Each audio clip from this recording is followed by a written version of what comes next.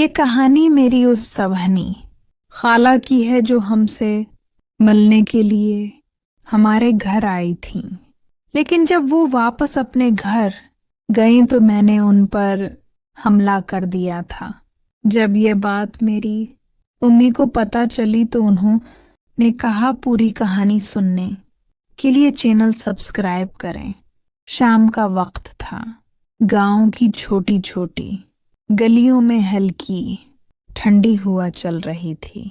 मैं छत पर बैठा किताब पढ़ रहा था कि नीचे से अम्मी ने आवाज दी, बेटा जरा नीचे आओ, तुम्हारी खाला आई हैं।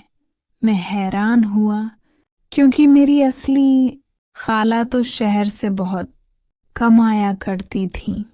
लेकिन जब नीचे गया तो देखा ये मेरी सुहानी खाला थी, अबू की सुहानी बहन की बीवी। इनका चेहरा देखते ही दिल की धड़कन बेवजह तेज हो गई। इनकी गंदमी रंगत, लंबे बाल और आंखों में एक अजीब कशिश थी। उम्मी ने कहा, ये 2 दिन हमारे घर रहेंगी, काम भी है शहर में। मैं अकेले नहीं जाना चाहती थी। मैं खामोश सा रह गया, मगर दिल में एक अनजानी खुशी महसूस होने लगी। अगली सुबह वो सहन में बैठी कपड़ों पर इस्त्री कर रही थी। मैं पानी लेने आया तो उन्होंने मुस्कुरा कर कहा, तुम इतने खामोश क्यों रहते हो? कभी कभी बातें भी कर लिया करो।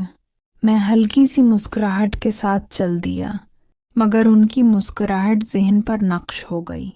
दोपहर को सब लोग आराम कर रहे थे।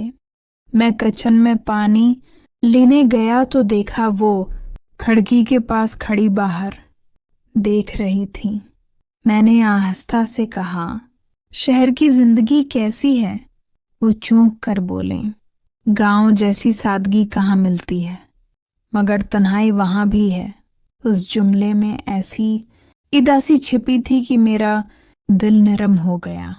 शाम को उन्होंने कहा, चलो छत पर साथ चलते हैं, कपड़े सिखाने हैं। मैंने कपड़े लटकाने में मदद की।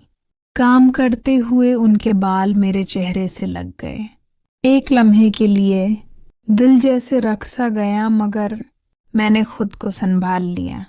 वो शायद ये सब आम समझ रही थी, मगर मेरे लिए हर लम्हा खास बिनता जा रहा था।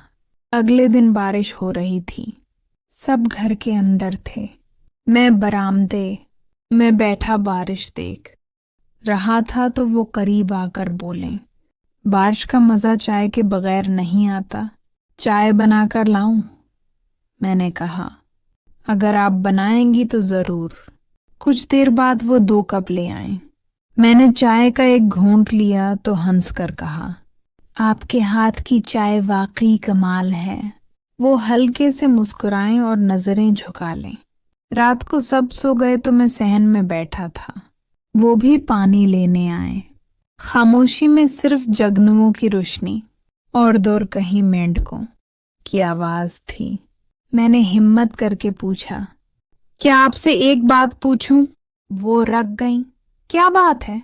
मैंने आहिस्ता कहा, क्या आप अपनी जिंदगी में खुश हैं? वो चंद लम्हे खामोश रहें, फिर बोले, कभी कभी इंसान बाहर से हंसता है मगर अंदर से खाली होता है। उस लम्हे मुझे लगा जैसे हम दोनों एक ही कश्ती के सवार हैं। अगली सुबह मैं बाग में काम कर रहा था तो वो भी आ गए। मौसम नरम था, परिंदे चहचहा रहे थे। हम अमली के दरख्त के नीचे बैठकर बातें करने लगे।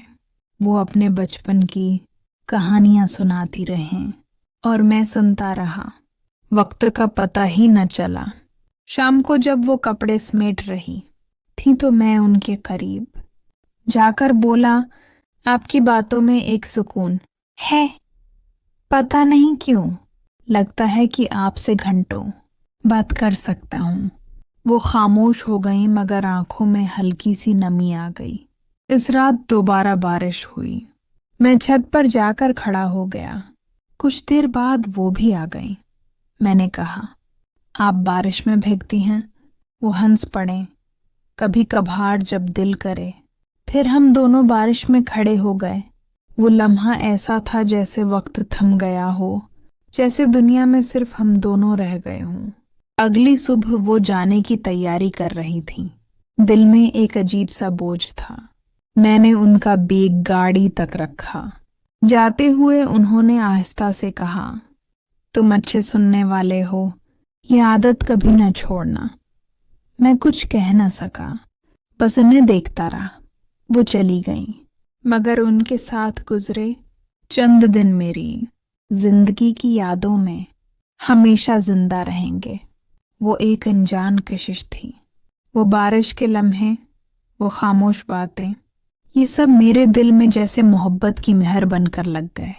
कुछ रिश्ते लफ्जों से नहीं बल्कि एहसासात से बनते हैं, और मेरा और मेरी सोनी खाला का रिश्ता भी शायद ऐसा ही था, खामोश मगर दिल के अंदर गहराई तक उतर जाने वाला।